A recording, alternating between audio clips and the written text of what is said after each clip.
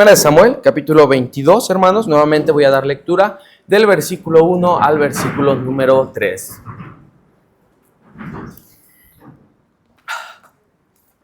Dice así: Yéndose luego David de allí, huyó a la cueva de Adulam. Y cuando sus hermanos y toda la casa de su padre lo supieron, vinieron allí a él. Y se juntaron con él todos los afligidos y todo el que estaba endeudado, y todos los que se hallaban en amargura de espíritu. Y fue hecho jefe de ellos, y tuvo consigo como 400 hombres. Y se fue David de allí a Mizpa de Moab, y dijo al rey de Moab: Yo te ruego que mi padre y mi madre estén con vosotros, hasta que sepa lo que Dios hará de mí. Vamos a orar. Gracias, Señor, por tu palabra. Gracias, Dios, porque podemos tenerla, leerla, estudiarla, Señor.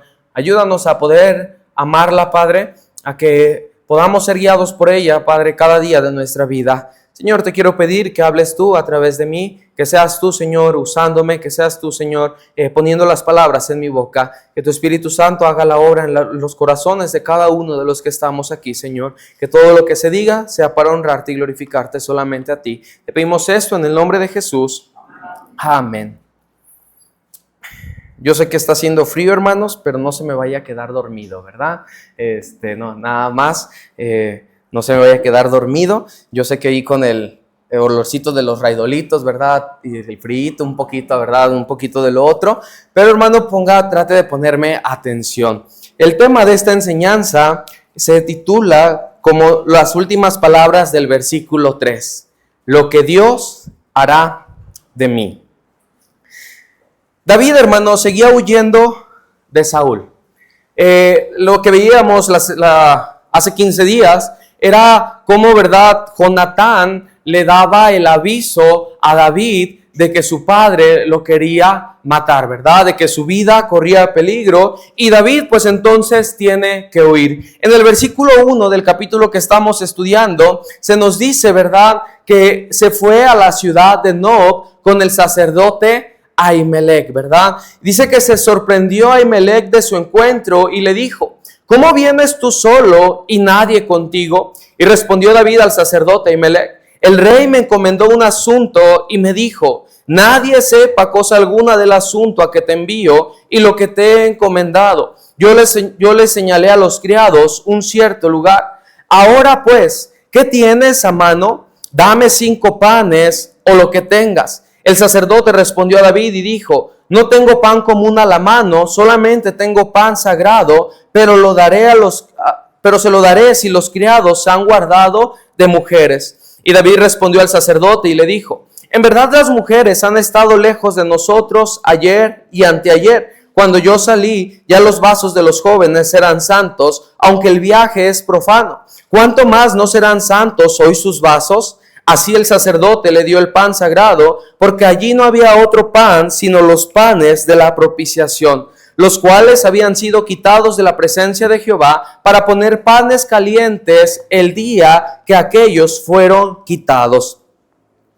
¿Se acuerda, hermano, ahí en los evangelios, verdad, cuando los fariseos le dicen a Jesús de que es lícito sanar en día de reposo? ¿Sí se acuerdan? Y que Jesús les dice, ¿verdad? Si los sacerdotes le dieron, ¿verdad?, a David de los panes de la propiciación, de los panes que se suponía que estaban consagrados y que solamente los que servían en el altar, ¿verdad?, podían participar de ellos. El caso aquí, hermano, es que esto se fue volviendo algo más religioso que realmente guardar la convicción. Guardaban los panes, ¿verdad? Guardaban las ordenanzas que no tenían que ver con su vida y eso era lo malo, ¿verdad? Veían todo lo malo que había en los demás, todo lo malo que se encontraba en otros, pero no veían lo malo que estaba dentro de ellos. Por eso, ¿verdad?, es que Jesús usa este ejemplo y les dice: ¿sabes qué? Ustedes vienen y me dicen esto, pero entonces, ¿verdad?, ¿quién de ustedes, si su oveja en día de reposo no va, se cae, ¿a poco no su buey, ¿verdad?, no va y lo saca? No va por él y le ayuda, porque no está haciendo como tal algo incorrecto. Y es lo mismo que se nos quiere decir aquí, ¿verdad? Porque también en otra parte de la Biblia, ¿se acuerdan de Nadab y Abiú? ¿Sí? ¿No se acuerdan? Ellos eran unos sacerdotes, hermano, que pues obviamente, ¿verdad?, tenían parte en las ceremonias. Y lo que ellos hicieron fue ofrecer un fuego extraño movidos por el alcohol. Y dice la Biblia que inmediatamente fueron consumidos, ¿verdad? Y cayeron muertos. ¿Por qué, hermano? Porque aquí lo que de cierta forma, ¿verdad?, Dios nos está diciendo es que también la intención con la que tú haces las cosas tiene mucho que ver. ¿De qué te sirve ser religioso si las intenciones con la que lo estás haciendo no es lo correcto? Entonces, ¿verdad? David, hermano, se encontraba huyendo, ¿verdad? La noticia, yo creo, hermano, que ya se había corrido, ¿verdad?, por todo el pueblo. El rey Saúl está buscando a David y lo quiere matar, quiere su vida. Por lo tanto, ¿verdad?, David le dice, ¿sabes qué? El rey me dio una misión especial, me dio una ubicación secreta porque no podía descubrirle lo que el rey estaba intentando hacer con su vida. Si David se lo descubría, ¿cuál era la obligación del sacerdote Ahimelech? Avisar que David estaba ahí porque el rey lo estaba buscando. Pero en el versículo 7, mire lo que dice.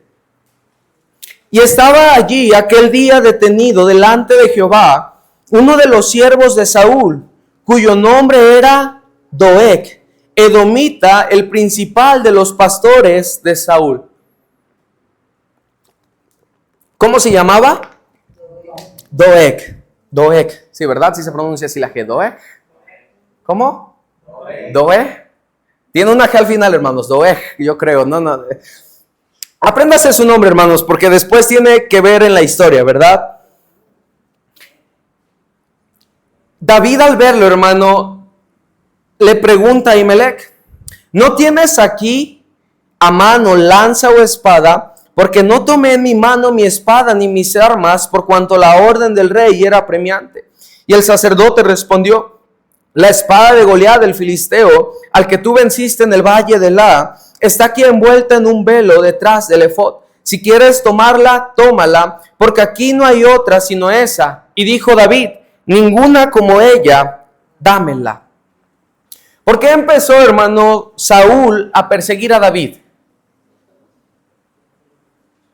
¿Por qué? Por celos. ¿Y cuál era la razón de esos celos? Porque era más famoso David. ¿Por qué era más famoso David?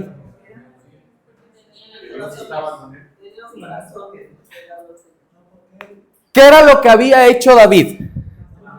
Mató a Goliat. Ahora David tiene la espada de aquel gigante. Ya aquí vemos, hermano, ¿se acuerda, verdad, cuando le intentaron poner la armadura a David? Ni siquiera podía, verdad, sostenerse. Dice que era tan pesada y como no estaba acostumbrado él a ese tipo de armadura, no lo podía hacer. Pero ahora, verdad, ya el cuerpo, el físico de David, pues había mejorado y ya se había hecho ahora sí un hombre de guerra, ¿verdad? Pero lo que me sorprende es que David estaba teniendo la espada de aquel gigante con el cual había comenzado todo. Y uno pensaría, ¿verdad? Y se supondría que si David mató al gigante, que si David liberó al pueblo de Israel después de que aquel gigante, ¿verdad? Dice la Biblia que ya por meses, por semanas, por días los tenía atormentado. Y si alguien que lo había decidido enfrentar después de que ni el rey, después de que ni otro soldado quería hacerlo, ¿qué era lo que pensaríamos que debía de pasarle a David con su vida? Pues no tanto, porque había un rey, ¿verdad? Pero ¿qué pasa, hermanos, cuando un soldado hace una gran hazaña? Ser honrado, ¿verdad? Un cargo en el ejército, una casa, gente a su disposición, caballos, ¿verdad? Ganado, que fuera recibido, ¿verdad? Y que por mucho tiempo fuese alabado, ¿verdad? Por lo que había hecho. Pero nada de eso tuvo. Todo Lo contrario, que incluso a lo mejor hasta David hubiera esperado que pudo haber tenido por aquella gran hazaña, no lo tenía. En lugar, ¿verdad?, de ser honrado, en lugar de ser exaltado, en lugar de recibir posesiones, estaba huyendo. Estaba siendo acorralado y estaba siendo perseguido. Pero ahora ya tiene la espada con la cual comenzó todo. Dice el versículo 10. Y levantándose David aquel día, huyó de la presencia de Saúl y se fue a Aquis, rey de Gad. Gad, hermano, era una ciudad de los filisteos. No solamente estaba siendo perseguido dentro de su pueblo, sino que ahora se había quedado sin estar en su propia nación y en su propia casa a causa de aquella persecución que Saúl tenía contra él. Versículo 11. Y los siervos de Aquis le dijeron: ¿no es este David el rey de la tierra? ¿No es este de quien cantaban en las danzas diciendo: hirió Saúl a sus 1000 y David a sus 10,000? Y David puso en su corazón estas palabras y tuvo gran temor de Aquis, rey de Gad. Pues con toda la razón, ¿verdad? Si yo me enteré que esta persona mató a uno de los míos, siendo algo incorrecto o correcto, ¿verdad? Porque para ellos Jehová no era su Dios y ellos no tenían la misma visión por la cual David lo había hecho. Pues ¿qué le esperaba a David también en otra tierra que no era la suya y más en la tierra de aquel gigante? La muerte. No había absolutamente algo más que le esperara. Ya vimos, ¿verdad? Había perdido su nación. Estaba lejos de casa. No tenía los lujos que debió de haber merecido por aquella hazaña. Pero mire el versículo 13. Y cambió su manera de comportarse delante de ellos y se fingió loco entre ellos y escribía en las portadas de las puertas y dejaba correr la saliva por su barba. Versículo 14.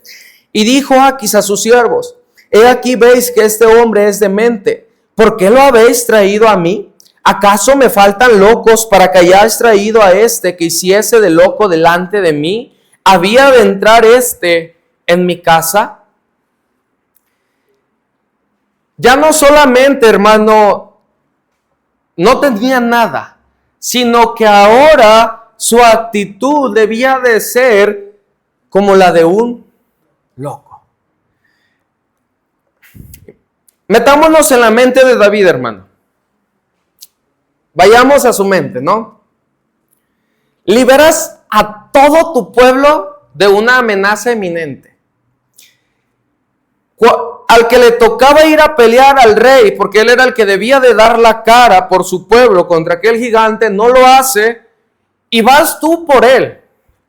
No siendo un hombre de guerra, ¿verdad? No teniendo espada, no teniendo armadura, solamente con su saco pastoril, sus 5 piedras y su honda. Lo derrotas. Y te encuentras en esta situación ahora, fingiendo estar loco.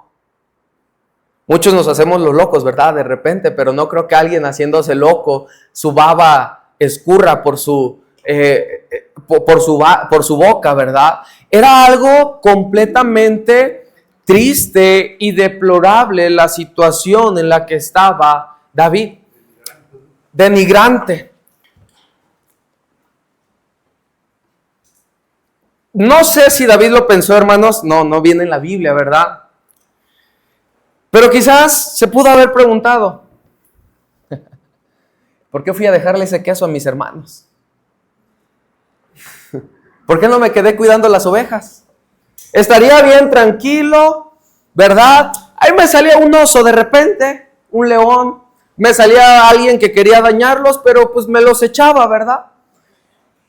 Con mi papá estaba bien, me la llevaba tranquilo. No tenía ningún problema. Es más, cuando estaba ahí en el campo, ¿verdad? Todavía escribía salmos alegres al Señor que mostraban mi devoción hacia Él. Y ahora dejo correr la saliva por mi barba. todo había cambiado. Y lo peor es que no era por algo incorrecto o por un mal que él hubiese buscado, sino que era por haber ayudado a su pueblo y pararse delante del nombre de Jehová. Entonces, el hacer lo correcto, hermano, no siempre indica que por eso nos tiene que ir bien en nuestra vida. No, el hacer lo correcto no quiere decir que siempre va a ser aplaudido por otros o que vamos a merecer el reconocimiento de otros. Pero lo que sí sé, hermano, es que hacer lo correcto no se vuelve opcional. No es algo si quiero o si no quiero. El Señor me manda a que pase lo que pase, suceda lo que suceda o venga lo que venga, yo tengo que hacer lo correcto. Dice, ¿verdad? Ya que de ahí David regresa al capítulo 22, versículo 1. Yéndose luego David de allí, huyó a la cueva de Adulam. Regresa ya David, ahora sí, a territorio israelita. Y dice que cuando sus hermanos y toda la casa de su padre lo supieron, vinieron allí con él. Que se juntaron todos los afligidos y todos los que estaban endeudados y todos los que se hallaban en amargura de espíritu, y fue hecho jefe de ellos y tuvo consigo como 400 hombres. Lo mejor de lo mejor tenía David, ¿verdad? Tenía hombres endeudados, de amargura de espíritu, todo aquel, ¿verdad?, que estaban afligidos. Probablemente estos hombres que habían seguido a David eran hombres que Saúl, por su reino, ¿verdad?, tan autoritario, los había dañado, y obviamente ellos ya no lo querían a Saúl y por eso seguían a David. Probablemente eran estos hombres que estaban siguiendo a David. Pero esto es clave, hermano. La cueva de Adulam. En la cueva de Adulam, hermano, David escribió el Salmo 57 y el Salmo 142. Vamos a ver, hermano, primeramente Salmo 57, donde David nos expresa su amargura, su dolor.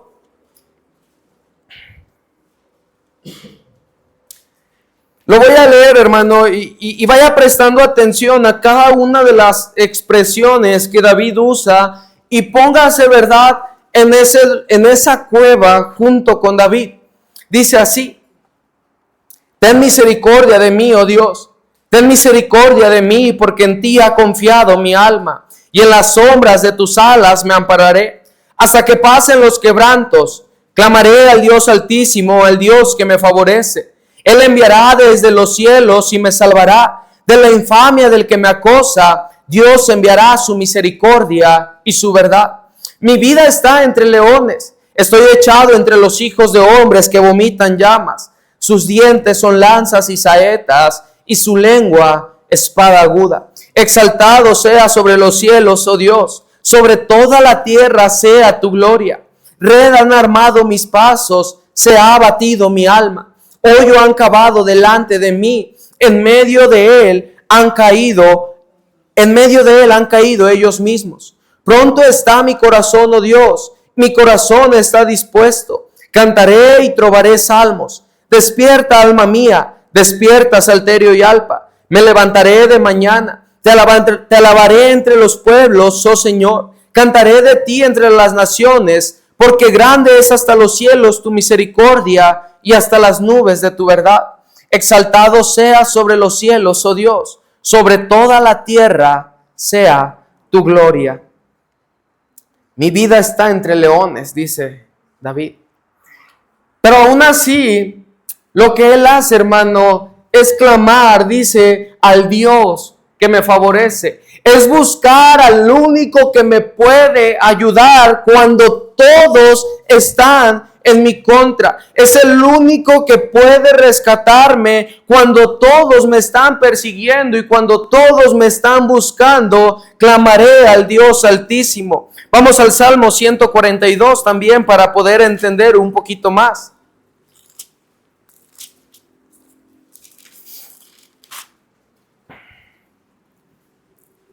Salmo 142. ¿Ya están ahí?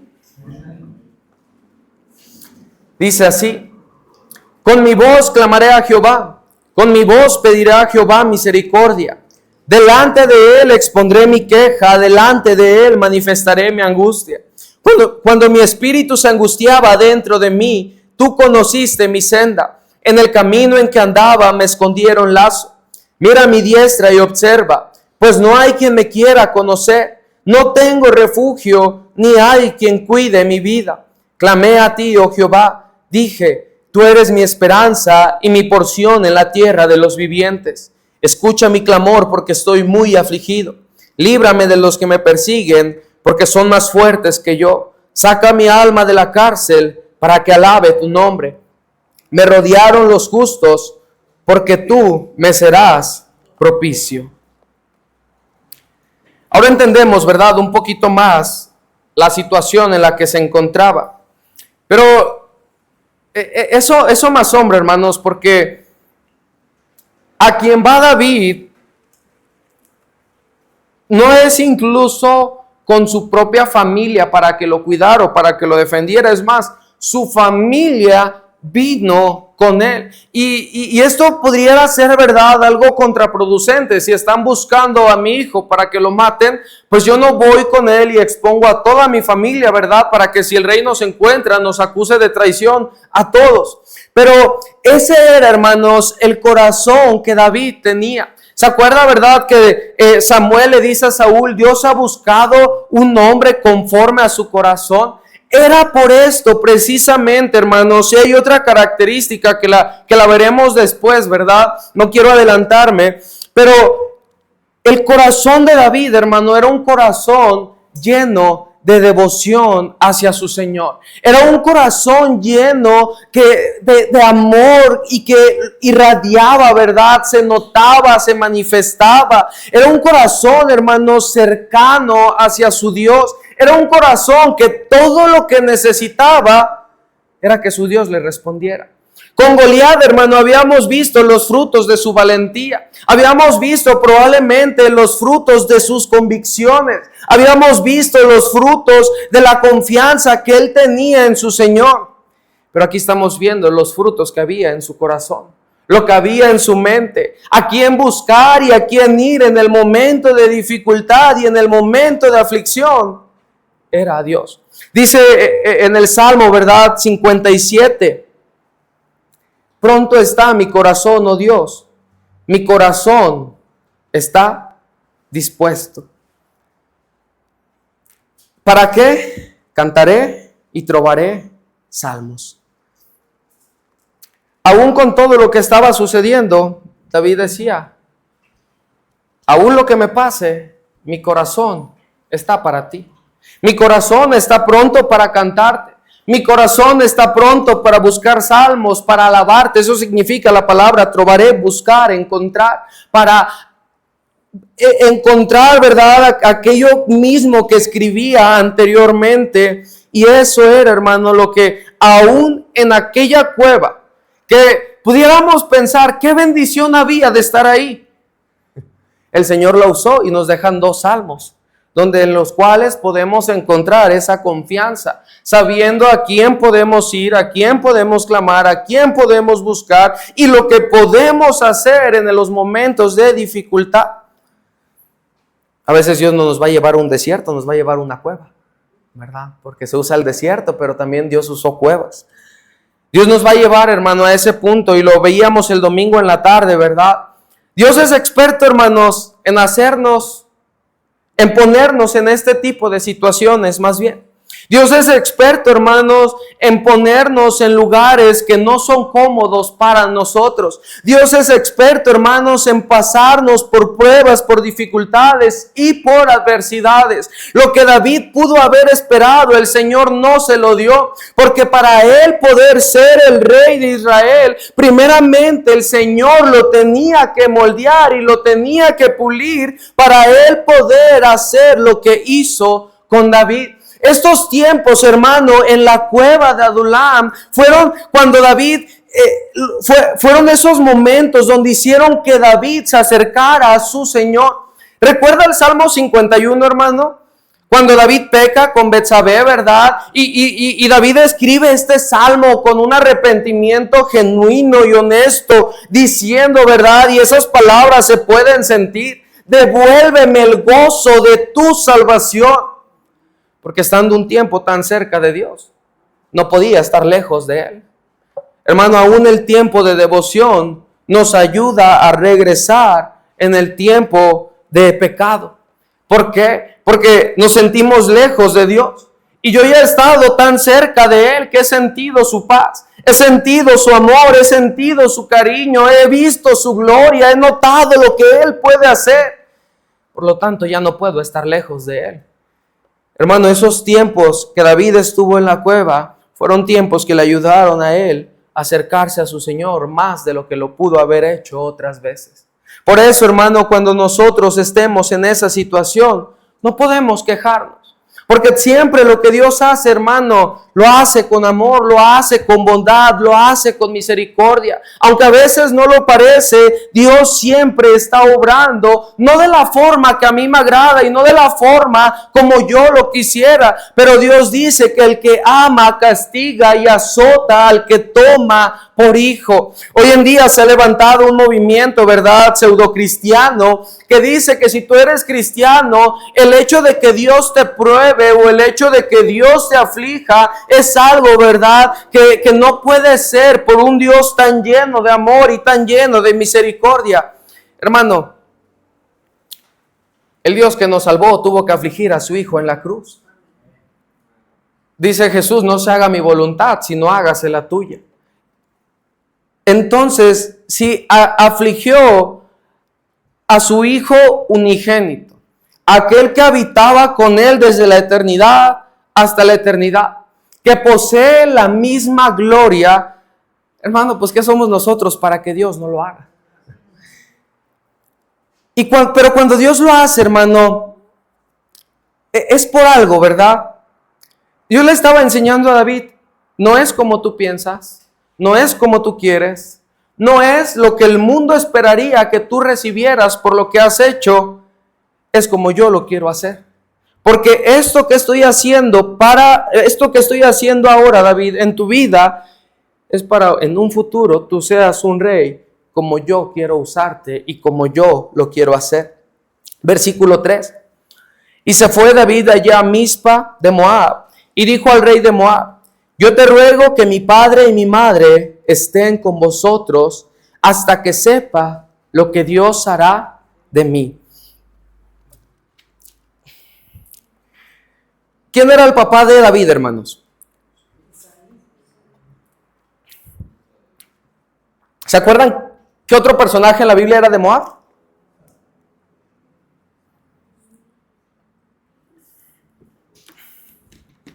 Libros anteriores. Una mujer, Ruth, la moabita. Isaí era nieto de Ruth, la moabita.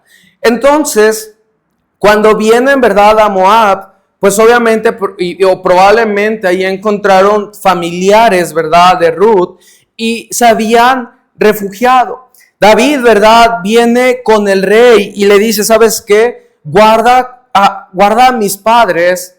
¿Hasta qué, hermanos? ¿Hasta qué?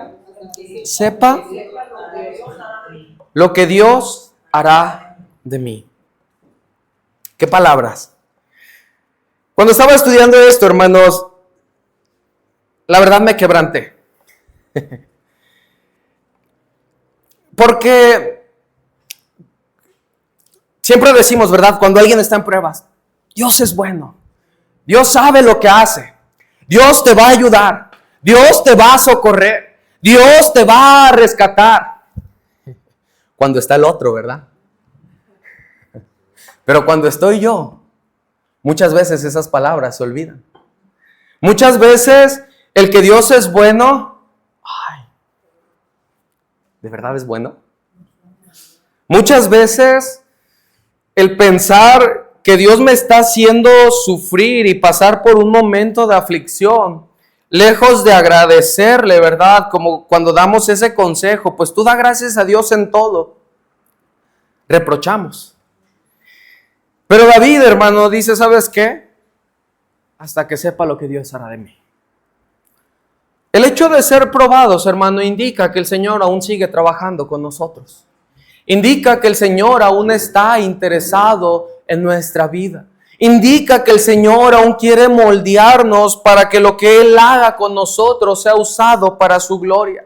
Y qué bendición es el ser probado, pero teniendo esa firme convicción de lo que Dios hará de mí. Porque Él sabe lo que hace. Hermano, Él lo conoce todo. Y cuando Él lo conoce todo, ¿cómo podemos dudar de aquello que ha de venir en el futuro? Hermano, Dios lo que hace, lo hace siempre para nuestro bien. Lo que Dios hará de mí. Me preocuparía, hermano, el día que en mi vida todo sea calma, todo sea paz y todo sea tranquilidad.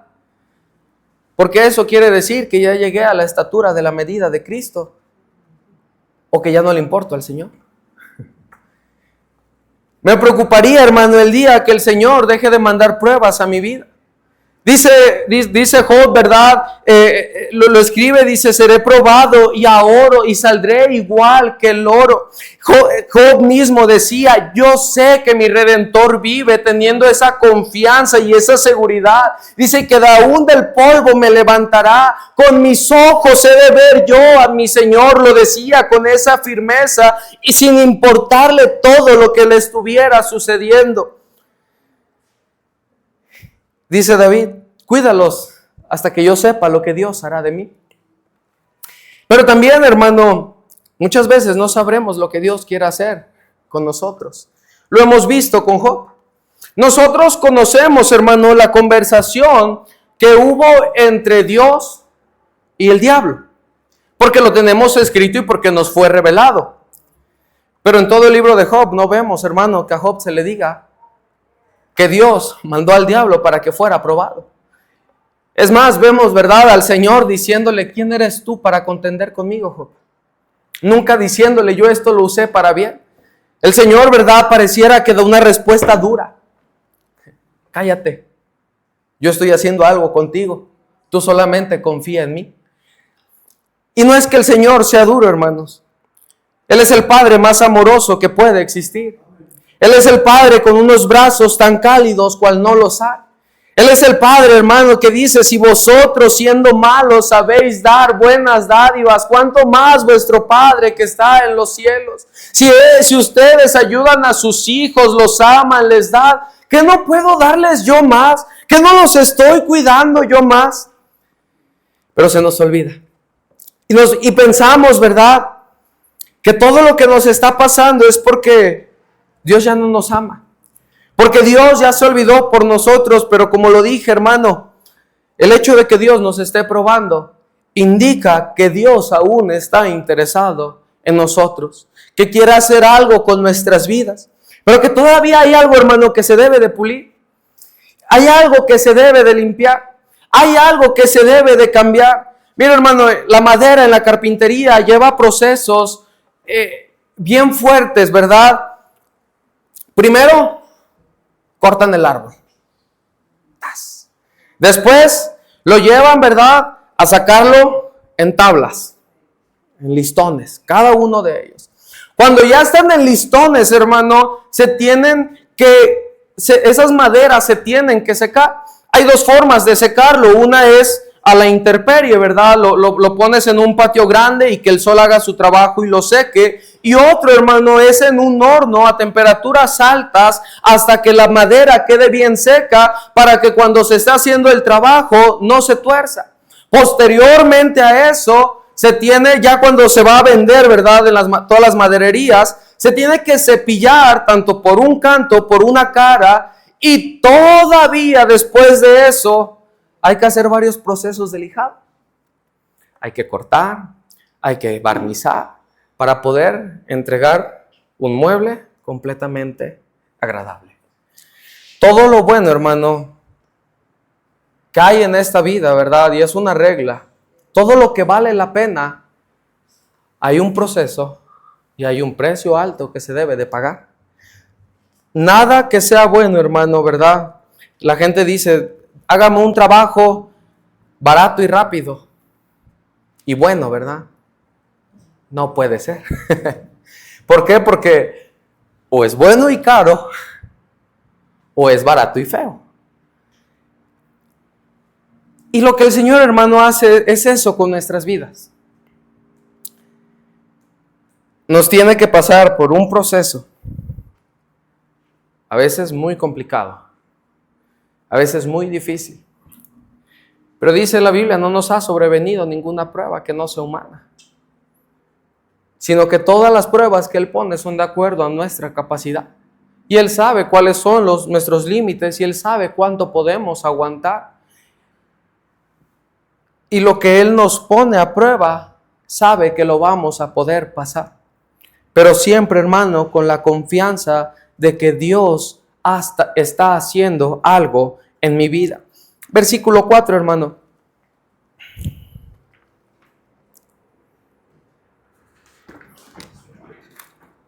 Los trajo, pues, a la presencia del rey Moab y habitaron con él todo el tiempo que David estuvo en el lugar fuerte. Pero el profeta Gad dijo a David, no te estés en este lugar fuerte, anda y vete a tierra de Judá. Y David se fue y vino al bosque de Ared.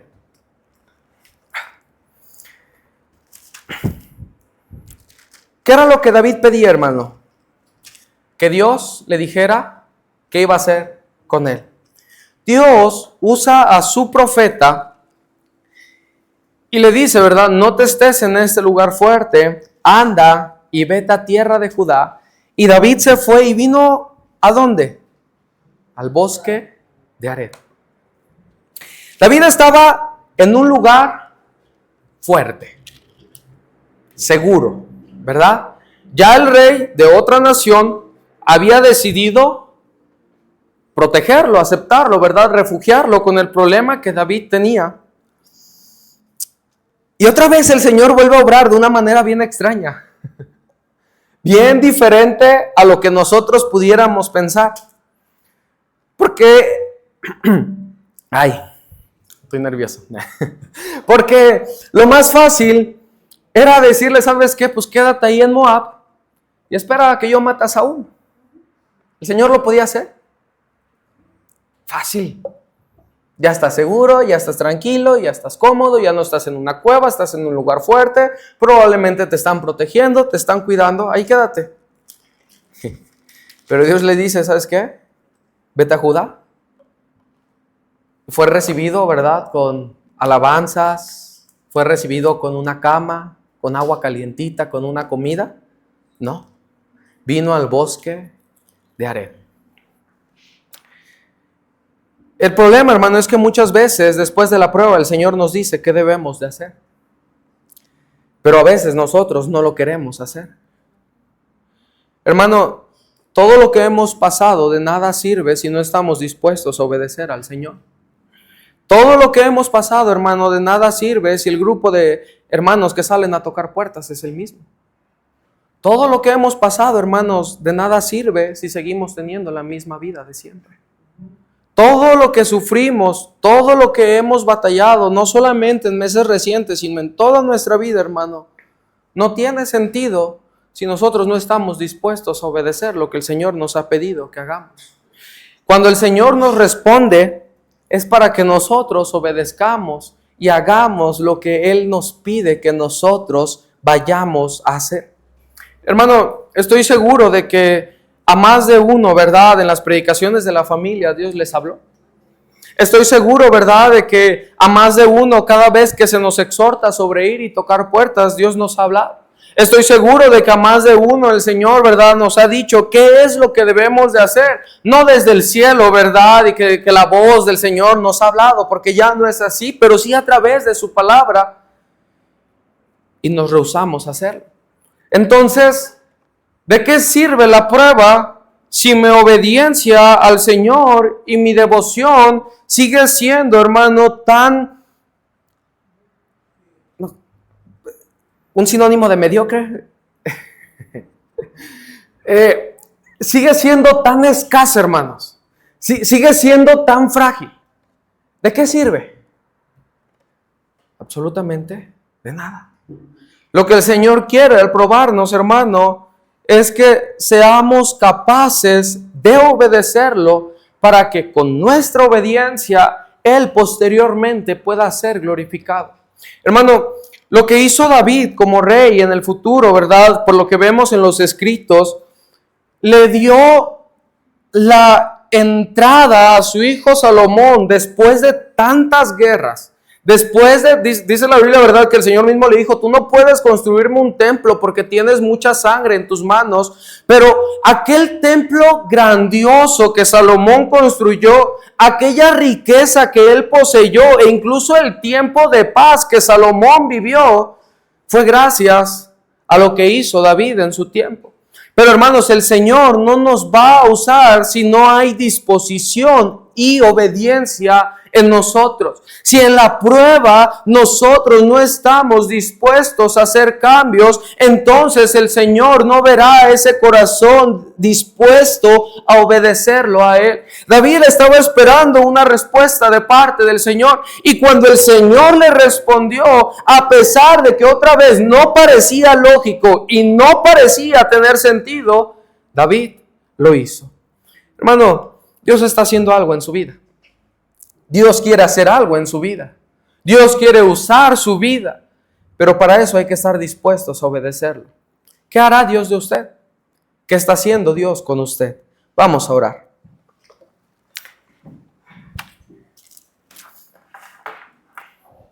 Gracias, Señor, por tu palabra. Gracias, Dios, porque en ella podemos encontrar, Padre, aquello que necesitamos. Señor, prueba nuestras vidas. Limpia, Padre, todavía lo que no te agrada de nosotros. Cámbialo, Señor, transfórmalo. Moldéalo, Padre. Y danos esa disposición a querer obedecer a tu palabra. Pero sobre todo, Señor, a tener esa confianza firme, Señor, inamovible. Que no importa lo que pase, no importa lo que venga, Señor, la prueba, la dificultad, la adversidad que llegue a nuestra vida, Señor, podamos estar esperando, Señor, con una confianza plena que tú estás haciendo algo. Lo que Dios hará de mí, Señor. Danos de tu gracia, bendícenos, Señor, y ayúdanos a honrarte, Padre, ayúdanos a glorificarte. Pedimos esto en el nombre de Jesús. Amén.